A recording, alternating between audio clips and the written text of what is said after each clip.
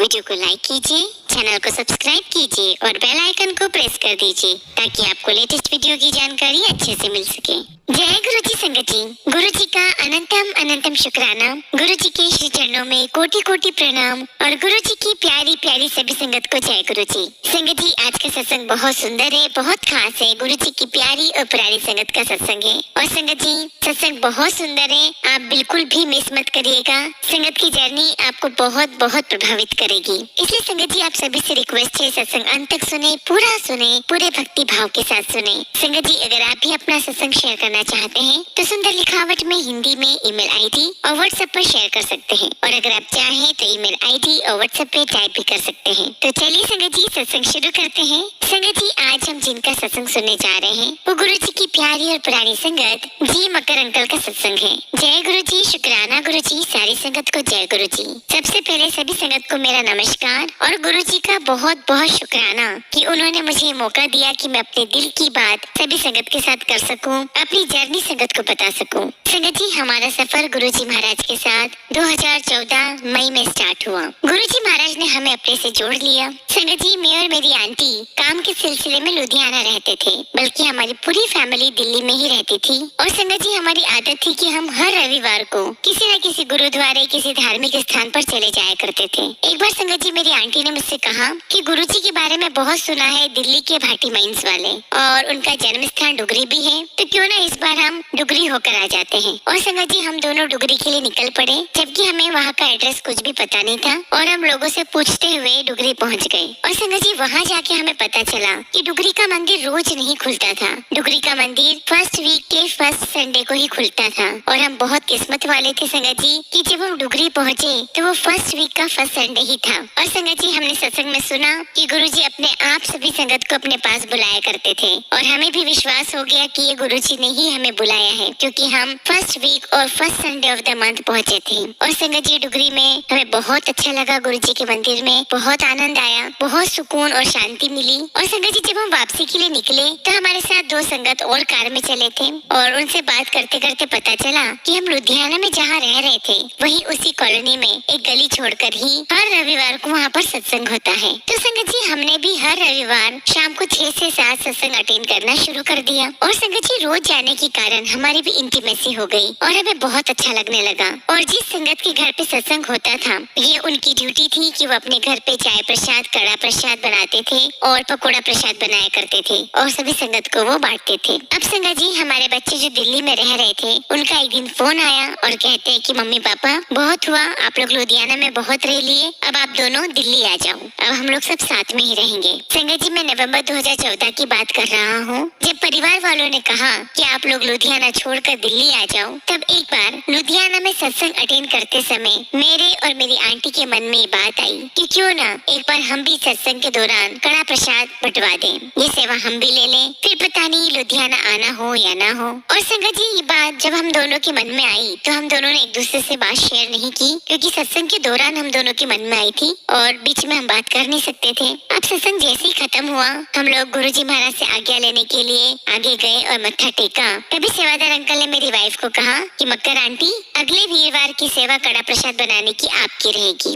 हमने कहा जय गुरु जी। लेकिन जब हम दोनों बाहर आ गए तो हम दोनों बड़े शॉक्ड में थे। हम दोनों आपस में बात कर रहे थे कि इनको बताया किसने कि हमारे मन में ही चल रहा है। आंटी ने कहा कि मेरे मन में ये बात चल रही, मैंने कहा मेरे भी मन में यही बात चल रही थी, तो फिर ये बताया किसने। तो हमने गुरु जी महाराज का शुक्राना किया कि चलो गुरु जी महाराज ने हमारे मन की बात सुन ली और हमें सेवा भी दे दी। अब संगत जी, वीरवार आया और हम लोगों ने कड़ा प्रसाद बनाया, हम लोग लेकर के गए और बहुत अच्छा लगा, बहुत शांति मिली, बहुत सुकून मिला। अब संगत जी, जब सत्संग समापन हो गया तो सारी संगत चली गई थी, कोई 4-5 संगत बची हुई थी। तो मैंने उनको जाकर के पूछा, मैंने कहा कि हमारा नाम तो हमने लिखवाया भी नहीं, तो फिर हमारी ड्यूटी कैसे आ गई, हमें ये सेवा कैसे मिल गई। तो वो कहने लगे कि मुझे नहीं पता कि आपका नाम कैसे आया। तो मैंने कहा कि ठीक है, शायद शायद वो जगह खाली रह गई होगी, तो आप लोगों ने सोचा होगा कि चलो मकर अंकल का नाम लिख देते हैं। और संगत जी प्लीज आप यहाँ ध्यान देना, जिन संगत से मेरी बातचीत चल रही थी उन्होंने अपनी जेब से एक पॉकेट डायरी निकाली और संगत जी उन्होंने हमें वो डायरी दिखाई और कहा कि मकर अंकल बिल्कुल भी भ्रम मत करो, ना तो मैंने नाम लिखा है और जिसने भी नाम लिखा है तब से नाम लिखे हुए ही है। और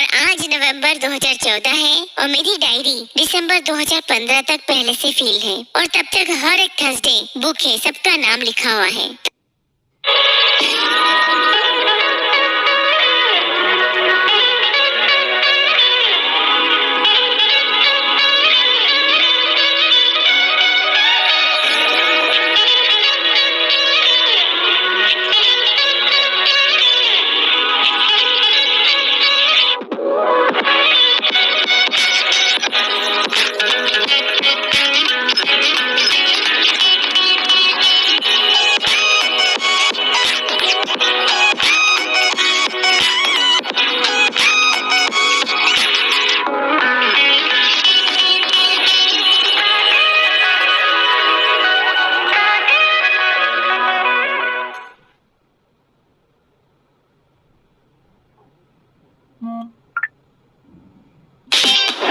Now delivering in 10 minutes.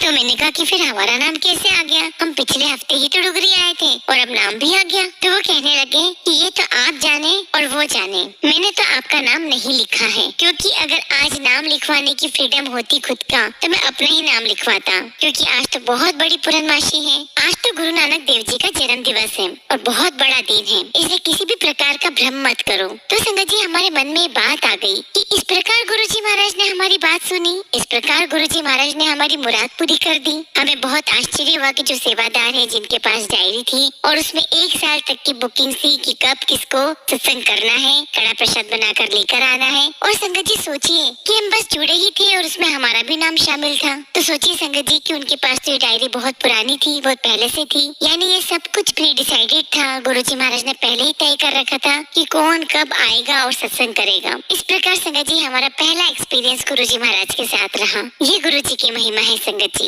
उसके बाद संगत जी हम लोग दिल्ली आ गए। संगत जी दिल्ली आए तो बच्चे चाहते थे कि हम दिल्ली वाला मकान बेच करके गुड़गांव में ले लें। तो संगत जी हमने मकान को बेचने की कोशिश शुरू कर दी और गुरुजी महाराज से अरदास भी लगाई। और संगत जी गुरुजी महाराज की कृपा से हमारे मकान की जो मार्केट प्राइस थी उससे कहीं ज्यादा गुरुजी महाराज ने हमें पैसे दिलवाए, उतने जितने की हमने सोचे भी नहीं थे। और संगत जी हम लोग खुद सरप्राइज थे कि जब पूरे मार्केट में एक ही जैसा प्राइस बना हुआ है तो हमारे लिए ये प्राइस कैसे चेंज हो गया है, ये हमारे साथ कैसे हो गया। हमने गुरुजी महाराज से अरदास की थी, इसलिए हमारा ये काम बन गया। और संगत जी हम फिर गुड़गांव आ गए और जब हम लोग गुड़गांव आए तब तक 2015 आ चुका था। अब संगत जी मैं आपको अपने बेटे का सत्संग सुनाता हूँ। संगत जी ये बात है नवंबर 2015 की 6 या 7 की रात की बात है। मेरा छोटा बेटा 25 सालों से अमेरिका में सेटल्ड है। तो मेरी बहू का फोन आता है रात की 1:30 बजे कि बेटे की तबीयत बहुत खराब है, बहुत ज्यादा क्रिटिकल कंडीशन है, उसका शरीर नीला पड़ रहा है, पूरी बॉडी में जहर फैल रहा है, उसकी बॉडी में एक जो इंटेस्टाइन है वो मुड़ गई है। और उसका एक्सरे किया तो उसके जिस्म के अंदर से एक कीड़ा भी निकला और वह कीड़ा लीवर के पास निकला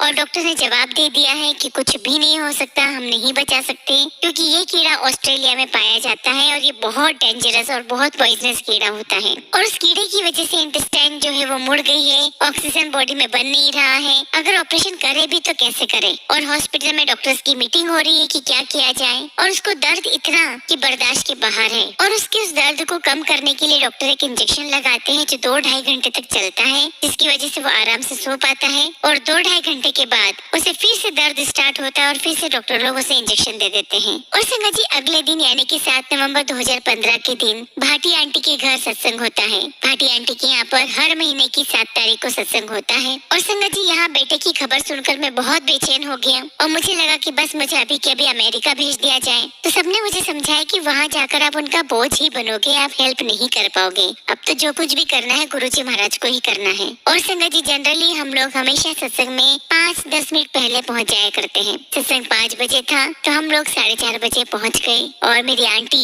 गुरुजी महाराज के दरबार में अरदास करने लगी। जब हम 4:30 बजे पहुंचे तब कोई संगत नहीं थी, सिर्फ सेवादार अंकल आंटियां वहाँ थी। और संगत जी सोचिए, एक माँ गुरुजी महाराज के दरबार में बैठी तो बैठी ही रह गई और इस बीच में संगत आना शुरू हो गई और अपने बेटे में और गुरुजी महाराज में जो उसका ध्यान लगा तो वो मोबाइल को स्विच ऑफ करना भूल गई और वो अरदास कर रही है कि गुरुजी मेरा बेटा बहुत परेशान है, आज तो तुसी अमेरिका चलो, आज यहाँ पर नहीं गुरुजी, आज यहाँ नहीं हो गया, आज आप अमेरिका चलो गुरुजी, मुझे मेरा बेटा वापस दे दो। और कहा कि गुरुजी महाराज, जहाँ हमारी सोच खत्म होती है वहाँ से तो आपकी सोच शुरू होती है, गुरुजी महाराज मेरे बच्चे पे कृपा करें। और संगत जी मेरी आंटी इतनी ज्यादा वहाँ रो रही है बैठ करके और गुरुजी महाराज से लगातार अरदास कर रही है, उसे ये होश ही नहीं कि संगत आ रही है जा रही है, उसे कुछ भी पता नहीं। संगत जी अभी सुनकर हैरान रह जाएंगे कि 5:50 पर फोन आ जाता है, जबकि फोन का स्विच ऑफ होना बहुत ज्यादा कंपलसरी है, किसी भी सत्संग का ये उसूल है। और संगत जी हमारी भी आदत यही थी कि हम कभी भी किसी भी सत्संग में जाते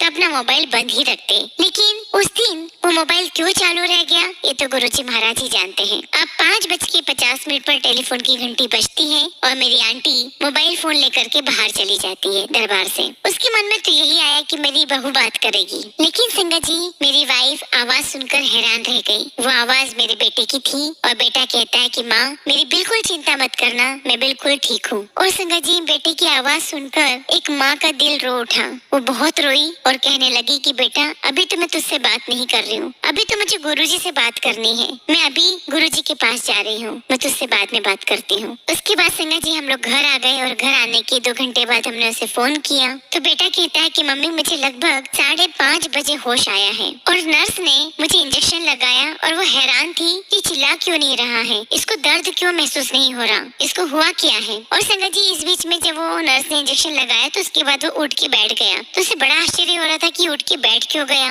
और फिर बेटे ने कहा कि सारी प्रोसेस हुई और मैंने आप लोगों को 5:50 पर फोन किया। संगत जी हमें लगता है कि ये कोइंसिडेंट है, लेकिन ये कोइंसिडेंट बिल्कुल भी नहीं है। और अगर संगत जी कोइंसिडेंट है तो ये सब कुछ कीर्तन से पहले हो जाता या कीर्तन की बात होता, कीर्तन के दौरान क्यों हुआ। कीर्तन के समय होने का कारण ये था कि संगत जी गुरुजी महाराज का ये मैसेज था कि मैंने तुम्हारी बात बच्चों सुन ली है और मैं सब कुछ देख रहा हूँ। और उसी कीर्तन के दौरान मोबाइल फोन ऑन रह जाना ये भी दूसरा कोइंसिडेंट है। और संगत जी ये मोबाइल फोन गुरुजी महाराज ने ही कीर्तन के दौरान ऑन रखवाया ताकि फोन आए तो हम लोग रिसीव कर सके। संगत जी ये बिल्कुल भी कोइंसिडेंट नहीं है, ये सिर्फ गुरुजी है, गुरुजी है, गुरुजी है। और संगत जी ये बड़ा बेटा जो मेरे साथ गुड़गांव में ही रहता है वो मंदिर भी जाता है, गुरुजी को भी मानता है, लेकिन उसकी मम्मी चाहती थी कि वो डुगरी मंदिर दर्शन करने जाए। तो उसकी माँ ने कहा कि बेटा आज रविवार है, तुम डुगरी मंदिर जाओ और गुरुजी के दर्शन करके आओ। और संगत जी बाय चांस उस दिन भी मंथ का पहला रविवार ही था और संगत जी ये 6 दिसंबर की बात थी। और संगत जी जब वो डुगरी मंदिर गया तो दरबार बंद, क्योंकि संगत जी ये लगभग कोविड के आसपास की बात है, लेकिन मंदिर में 10-15 सेवादार उसको दिखाई दिए। और संगत जी देखिए कोइंसिडेंट, जब ये बाहर से मत्था टेक रहा था तो सेवादारों ने कहा कि आओ संगत जी अंदर आकर के लंगर चखो। इसको इनवाइट किया, ये अंदर चला गया, इसने चाय प्रसाद लिया, लंगर चखा। और संगत जी मेरे बेटे को खुद वहाँ पर ऐसा एहसास हुआ कि गुरुजी महाराज ने उसे खुद बुलाया है और उसके अंदर से इतनी क्यूरियोसिटी जागी कि वो जानना चाहता था कि गुरुजी महाराज का जन्म स्थान कहाँ है, वो जगह कहाँ पर है। और संगत जी मेरा बेटा पूछते पूछते चला गया एक गली से दूसरी गली और उसको एक सज्जन मिले तो इसने पूछा कि यहाँ पे गुरुजी का मंदिर है, वो कहाँ पर है। तो उन्होंने बताया कि ऐसे ऐसे जाओ आपको गुरुजी का बहुत बड़ा मंदिर मिलेगा। और संगत जी जैसे वो गुरुजी के मंदिर के करीब पहुँचा, उनके जन्म स्थान के करीब पहुँचा तो जोर जोर से आवाज आ रही थी, ओम नमः शिवाय, ओम नमः शिवाय मंत्र जाप की आवाज आ रही थी। और संगत जी जब वो मंदिर के अंदर गया तो उसे मंदिर बहुत सुंदर लगा, बहुत बड़ा गुरुजी का स्वरूप लगा हुआ था और वहाँ पर कोई संगत नहीं, कोई कुछ नहीं, बहुत आराम से इसने दर्शन किए। और इतने में एक सेवादार अंकल आते हैं सरदार जी और कहते कि ओ भगत जी तुसी अंदर किथे आ गए। तो सेवादार कहने लगे कि कोविड की वजह से यहाँ पर किसी को भी अलाउड नहीं है। लेकिन ये दरवाजा तुम्हें खुला मिल गया। ये बहुत आश्चर्य की बात है कि तुम्हें दरवाजा खुला मिल गया और तुम यहाँ अंदर दर्शन करने आ गए हो। और साथ में ये भी बोला कि तुम तो बहुत लकी हो, तुम्हें दरवाजा कैसे खुला मिल गया, ये तो हमेशा से बंद ही रहता है। और कहने लगे कि तुम बहुत लकी हो, तुम्हें तो खुद गुरुजी ने याद किया है। और फिर संगत जी उन सेवादार अंकल ने मेरे बेटे की बहुत मदद की, लेकिन साथ में उन्होंने ये भी कहा कि तुम दर्शन करके जल्दी निकल जाओ, वरना बाकी सेवादार आएंगे तो मुझे भी चिल्लाएंगे। और संगत जी वो लोग बाहर निकल आए और जो सेवादार अंकल थे उन्होंने गेट पर ताला लगा दिया। अगेन संगत जी मैं यही कहूँगा कि ये कोइंसिडेंस नहीं है। मेरे बेटे को गुरुजी ने खुद बुलाया था, गुरुजी ने खुद बुलाया, उसको लंगर चखवाया, उसको दर्शन दिए और सेवादार भी इतने अच्छे मिले,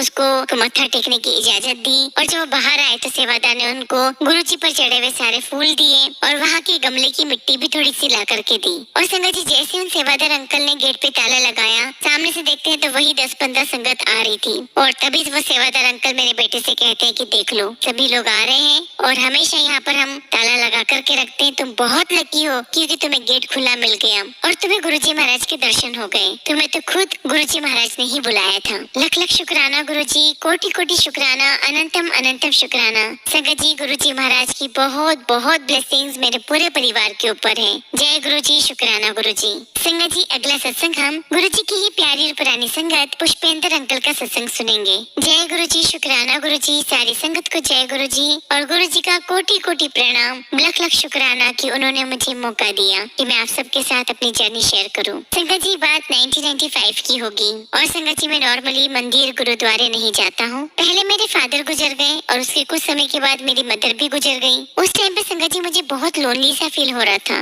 और मेरी तबीयत बहुत खराब थी। और संगत जी मेरी कंडीशन ऐसी थी कि मुझे हॉस्पिटलाइज कर दिया जाए। और संगत जी उन्हीं दिनों मुझे गुरुजी के बारे में पता लगा, गुरुजी का बुलावा आया। संगत जी जब मुझे गुरुजी महाराज के बारे में पता चला तब उन दिनों में किसी भी ज्योतिषी पंडित किसी पर भी बिलीव नहीं करता था। और संगत जी मैं बहुत अपसेट था, मेडिकली मैं फिट नहीं था। और उन्हीं दिनों शाम को मैं अपनी वाइफ के साथ गुरुजी महाराज के दरबार गया। और संगत जी जब मैं और वाइफ दोनों वहाँ गुरुजी महाराज के दरबार के लिए गए, बहुत सुंदर एम्बियंस, बहुत प्यारा दरबार, और गुरुजी को देखा तो उनको देखते ही रह गए। इतने सुंदर गुरुजी, इतने प्यारे, उनके ऊपर से उनके चेहरे से नजर ही नहीं हट रही थी। हम उनको मत्था टेकने के लिए गए और संगत जी गुरुजी महाराज मुझे देखकर पंजाबी में कहते हैं, और पुष्पेंद्र बड़ी देर बाद आया तू। और संगत जी मैंने और मेरी वाइफ ने एक दूसरे को देखा, हम यही सोच रहे थे कि गुरुजी महाराज को हमारा नाम कैसे पता है। एनीवे संगत जी हम लोग दरबार में बैठे, हम लोगों ने ध्यान लगाया और 10-15 मिनट तक ही हमारा ध्यान लगा। हमने शब्द कीर्तन सुने और उसके बाद दिमाग में सारे इम्पोर्टेंट काम याद आते जा रहे थे कि मुझे यहाँ जाना है, यहाँ ये काम करना है, वहाँ वो काम करना है। लेकिन संगत जी जैसे जैसे गुरुजी महाराज के स्थान पर जाने लगे,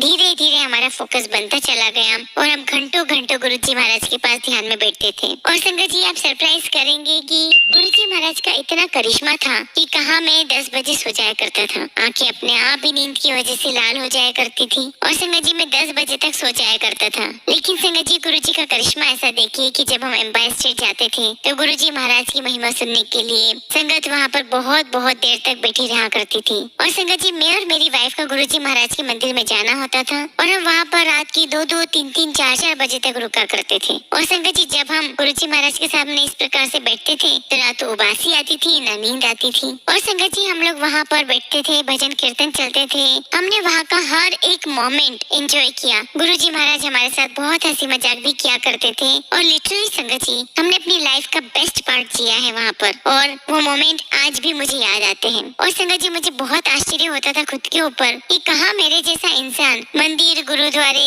साल में कभी एक बार जाया करता था और आज मैं भजन कीर्तन सुन रहा हूँ। और संगत जी जब हम दरबार में बैठते थे तो बहुत सारी संगत के बीच में गुरुजी महाराज मेरा नाम लेकर के पुकारते थे कि पुष्पेंद्र अंकल इधर आ जा। और जब मैं गुरुजी महाराज के पास जाता तो गुरुजी महाराज अपने हाथों से प्रसाद देते। और संगत जी जब गुरुजी महाराज प्रसाद दिया करते थे तो मुझे बड़ा मजा आता था। वो एक हाथ से प्रसाद देते थे और हमें दोनों हाथ से प्रसाद लेना पड़ता था। और गुरुजी मुझे कहा करते थे कि इत्थे चख ले, मतलब यहीं पर खा ले। और संगत जी प्रसाद खा करके मैं दोबारा संगत में जाकर के बैठ जाया करता था। और संगत जी फिर थोड़ी देर में गुरुजी महाराज आवाज लगाते, पुष्पेंद्र अंकल इधर आजा और फिर प्रसाद देना। और संगत भी सोचा करती होगी कि इसको अभी तो बुलाया था और फिर बुला लिया इसको। ऐसे संगत जी मैं बहुत प्रिविलेज फील करता था। फिर गुरुजी महाराज का मुझे प्रसाद देना और मैं वहीं खड़े खड़े गुरुजी महाराज का प्रसाद फिनिश कर देता था। और संगत जी कई बार गुरुजी महाराज अपने जब दरबार में होते, अपनी गद्दी पर होते, तो कई बार मुझे बोलते अंकल इधर आजा, और मुझे कई बार अपने हाथ और पैर दबाने की सेवा दिया करते थे। और संगत जी जब वो मुझे बुलाया करते थे तो एक बार मेरे मन में आया कि गुरुजी मुझे इतनी बार बुलाते हैं अपनी सेवा करने के लिए,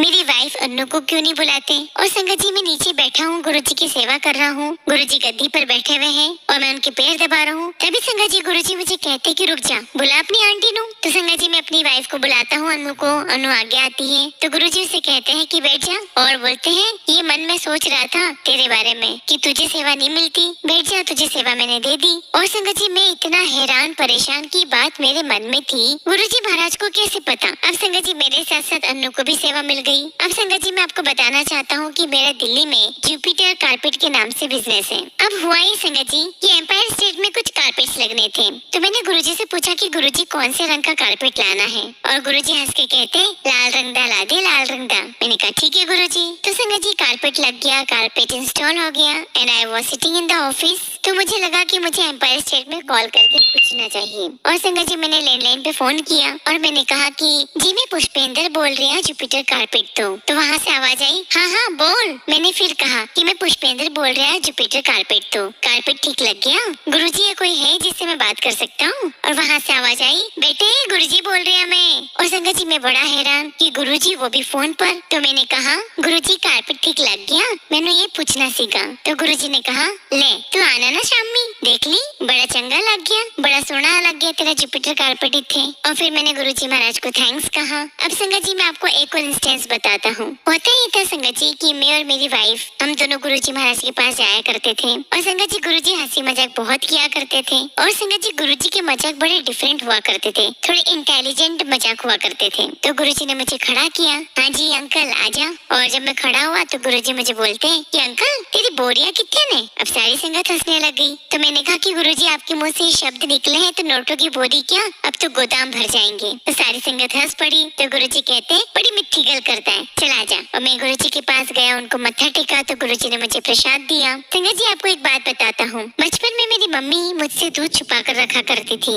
आपको आश्चर्य लग रहा होगा लेकिन हाँ ये सच है कि बचपन में मेरी मम्मी मुझसे दूध छुपा के रखा करती थी, क्योंकि मुझे दूध दही मक्खन घी का इतना शौक था कि मैं घर में रखा हुआ सारा 2 किलो 1 किलो दूध पी जाया करता था। तो ऐसे एक बार संगत जी हम गुरुजी महाराज के पास दरबार में बैठे हुए थे और गुरुजी मुझे उठा करके बोलते हैं कि अंकल इधर आजा। मैं गुरुजी के पास गया और संगत जी गुरुजी के हाथ में ग्लास था और गुरुजी ने वो ग्लास मेरी तरफ बढ़ाया और कहा कि ले ले। और मैंने देखा कि उस ग्लास में दूध है। और संगत जी मैंने ग्लास देख करके गुरुजी की तरफ कहा कि गुरुजी इसमें दूध है, आपने पूरा पिया नहीं। और गुरुजी मुझे देखकर मेरी आई कांटेक्ट करके बहुत प्यार से मुझे कहते तेरे तो दूध बड़ा प्यारा है, चख ले चख ले। और फिर संगत जी सारी संगत के सामने उस ग्लास में जितना भी दूध था वो मैंने सारा पी लिया। और संगत जी मैं उस ग्लास को लेकर के किचन में गया और मैंने देखा कि दूध पीने के बाद भी थोड़ा सा दूध उसमें लगा हुआ है। तो मैंने सोचा कि पता नहीं गुरुजी महाराज ने क्या सोच करके मुझे कुछ ब्लेस किया होगा। तो मैंने सोचा कि इसमें पानी डाल करके पी लेता हूँ। और संगत जी मैंने उस ग्लास में पानी डाल करके पी लिया।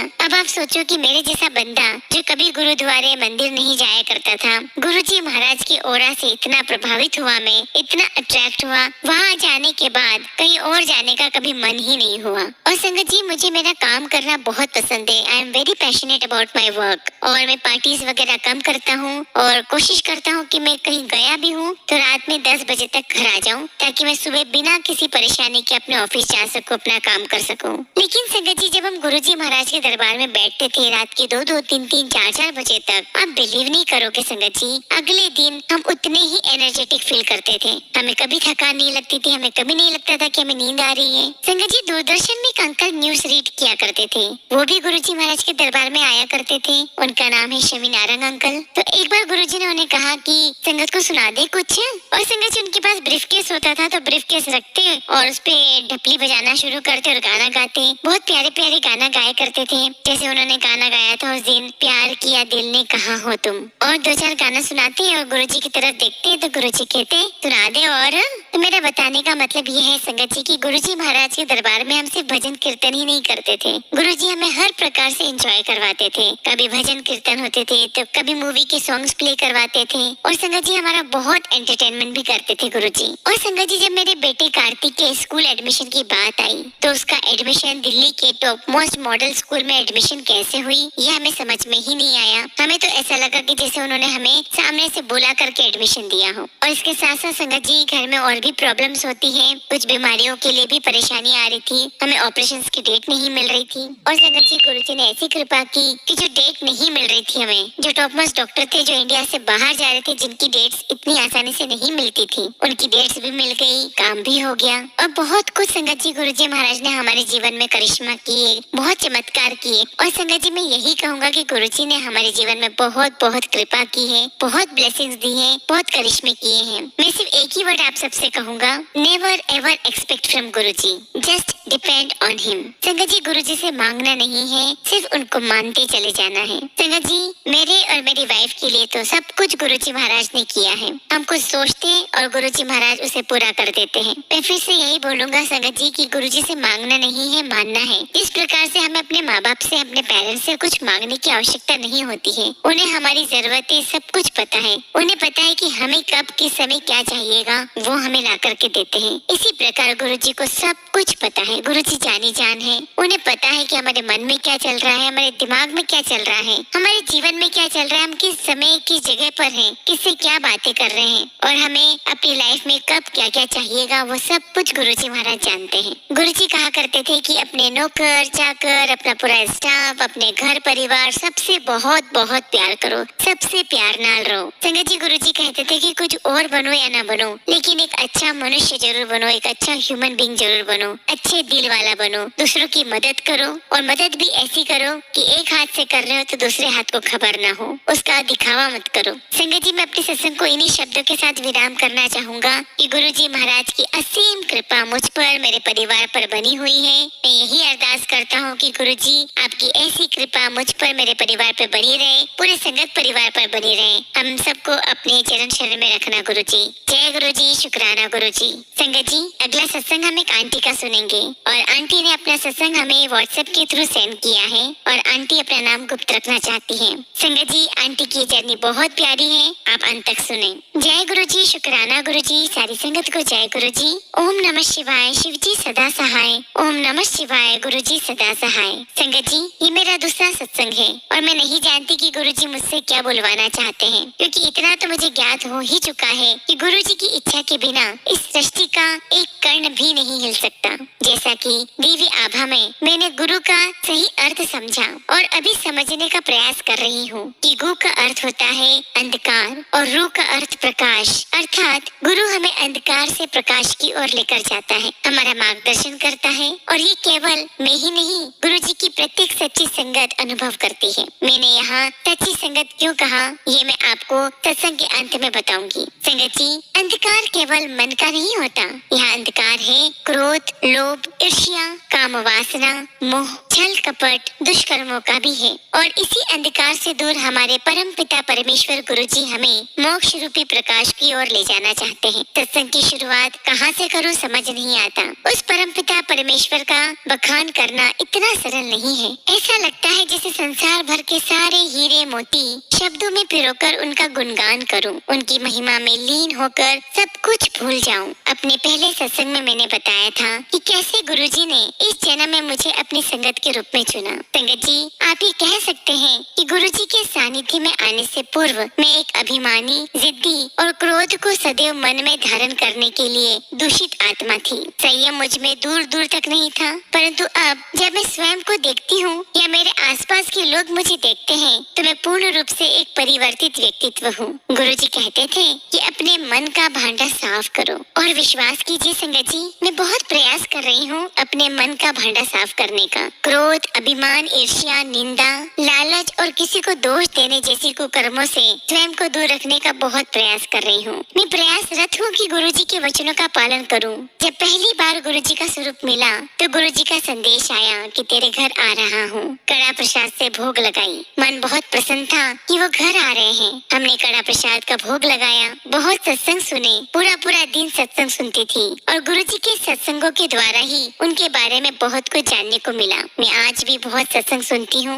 विशेष तौर पर टीना आंटी और पुरानी संगत के सत्संग तो मैं हर दिन सुनती हूँ। संगत जी, गुरुजी का साथ केवल आपका साथ नहीं होता, आपके पूरे परिवार या आसपास के लोग जिन्हें गुरुजी चाहे उन सबका भी साथ होता है। ये मैंने अपने खुद से अनुभव से सीखा है। मेरे पति विदेश में रहते हैं। जब मैंने उन्हें गुरुजी के बारे में बताया तो उन्होंने सब कुछ बहुत ध्यान से सुना, परंतु कुछ विशेष टिप्पणी या प्रतिक्रिया नहीं दी। जैसा कि मैंने पहले सत्संग में बताया था कि 2021 में मैं अपने पति के साथ ही बड़े मंदिर गई थी, लेकिन कोविड के चलते हमें बाहर से ही वापस आना पड़ा। संभवतः इसके चलते ही उन्होंने कोई प्रतिक्रिया नहीं दी, जो कि स्वाभाविक था। फिर मैंने उनसे कहा कि हो सकता है कि आपको भी वहाँ तितली के रूप में या मोर के रूप में गुरुजी के दर्शन प्राप्त हो जाए। वो पूरे परिवार पर कृपा बरसाते हैं, फिर चाहे कोई भी कहीं भी क्यों न हो। उन्होंने कहा यहाँ ऐसा संभव हो ही नहीं सकता। तितली मोर छोड़ो, यहाँ तो कबूतर भी मुश्किल से दिखाई पड़ते हैं। संगत जी, मेरे पति एमिरेट्स कंपनी में रैंप ऑफिसर हैं, तो संगत जी एयरपोर्ट पर रैंप पर या इंटरनल ऑफिस में ये असंभव सा ही है। फिर मैंने उनसे कहा अच्छा कोई बात नहीं, देखते हैं। मेरा विश्वास गुरुजी पर अटूट था। मैंने गुरुजी के स्वरूप के आगे जाकर कहा,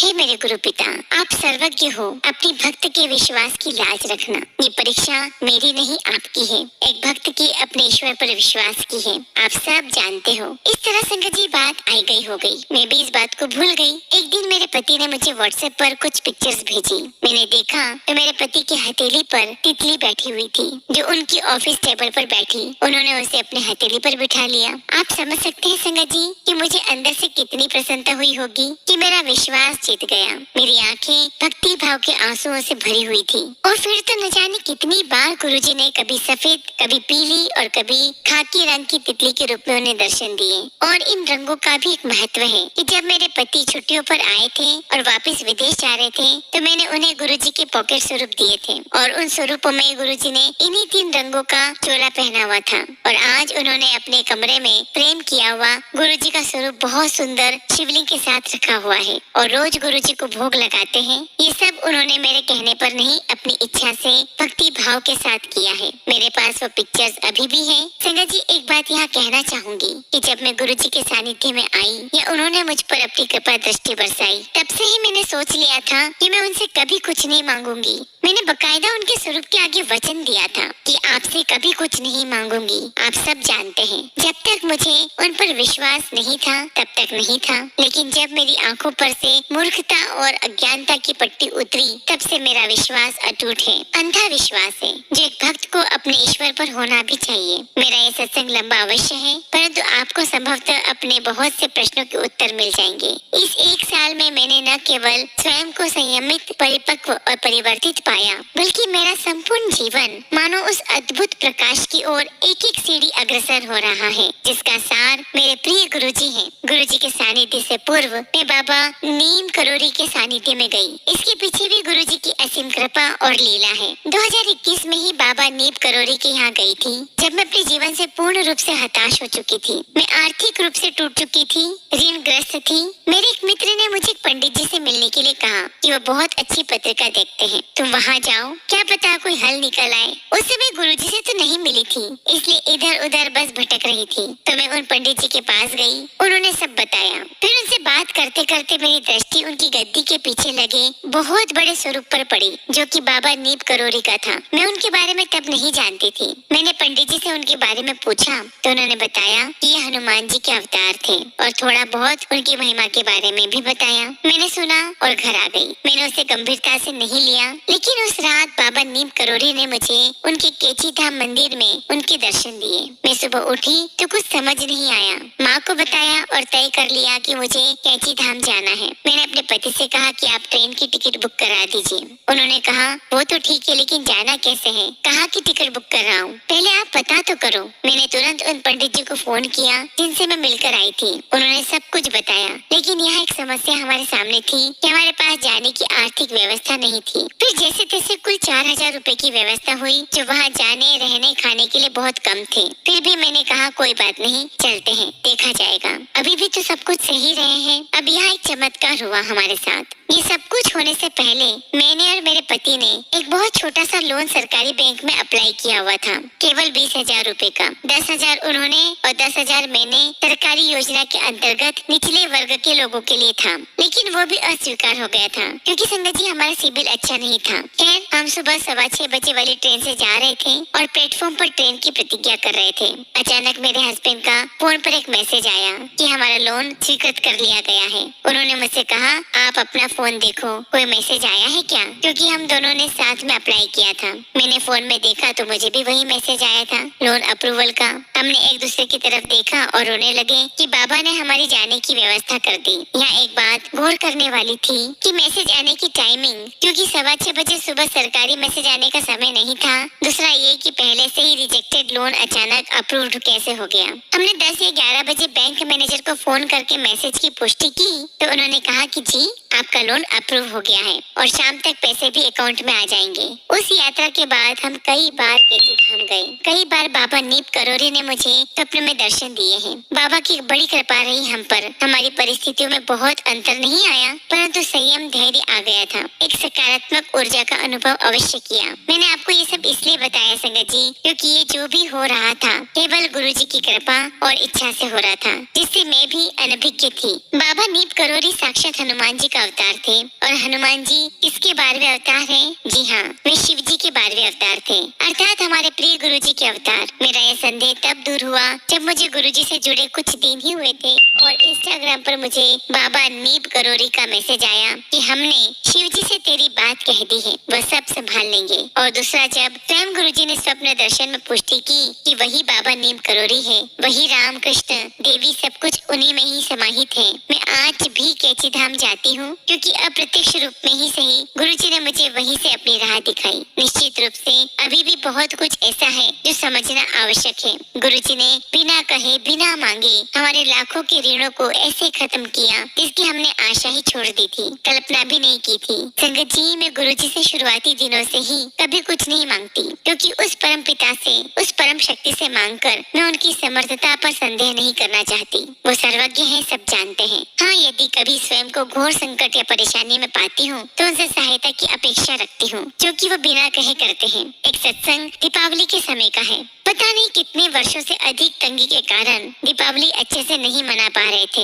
लेकिन इस बार गुरु जी का संदेश आया कि तू यही सोच रही है ना कि इस बार भी ये दिवाली कैसे मनेगी, कैसे होगा सब, चिंता न कर, तेरा गुरु पिता बैठा है। ऐसी दिवाली होगी कि तू याद करेगी। और सच में संगत जी, इस बार दिवाली हमने दिल खोल कर मनाई। हमें पता ही नहीं था कि हमारे कुछ फंड्स आने वाले थे जो दिवाली से पहले आ गए और हमने अच्छे से दिवाली मनाई गुरु जी के साथ। न जाने ऐसे ही और कितने सत्संग हैं जो याद भी नहीं है। सच में गुरु जी ने संपूर्ण जीवन ही एक सत्संग बना दिया है। एक छोटा सा सत्संग तो कल का ही है। मैं हर सोमवार बड़े मंदिर जाती हूँ। कल भी गई थी तो किसी कारणवश ऑटो रिक्शा का जो आम रास्ता है वो बंद था और पार्किंग वाली रोड की तरफ संगत को उतरना पड़ा, और वो भी मंदिर से काफी दूर, लगभग 2 से 3 किलोमीटर दूर। एक शटल सेवा केवल वृद्धों के लिए थी। मैं वैसे भी पैदल ही जाना चाहती थी। घर से निकलते समय एक संगत ने फोन पर ही समझाते हुए कहा कि हम ऑटो स्टैंड से मंदिर तक जो चलकर जाते हैं उसमें भी गुरुजी हमारे कष्ट कटवाते हैं। मैं समझ गई ये मेरी परीक्षा है। मैं बस गुरुजी का सिमरन करते हुए चलती रही। कुछ संगत वहाँ जोर जोर से कह रही थी कि ऐसे करेंगे